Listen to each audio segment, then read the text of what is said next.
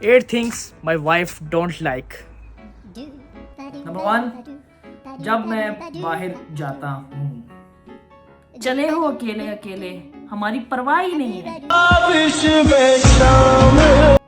Number 2, जब मैं घर से बाहर नहीं जाता, हमें भी कभी बाहर ले जाया करो घुमाने के लिए, घर ही बैठे रहते हो.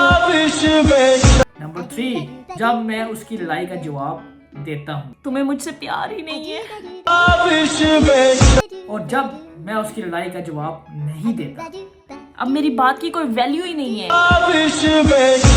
जब मैं ज्यादा सोता हूँ, कभी घर का काम ही करवा दिया करो उठ के. जब मैं जल्दी उठ जाता हूँ, क्या उल्लू की तरह उठ के बैठ गए हो, सो जाओ और सोने दो.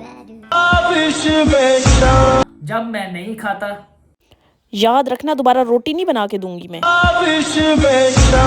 और जब मैं ज्यादा खा लेता हूँ, थोड़ा खाएं, देखे पेट कहाँ जा रहा है, एक्सरसाइज तो करना.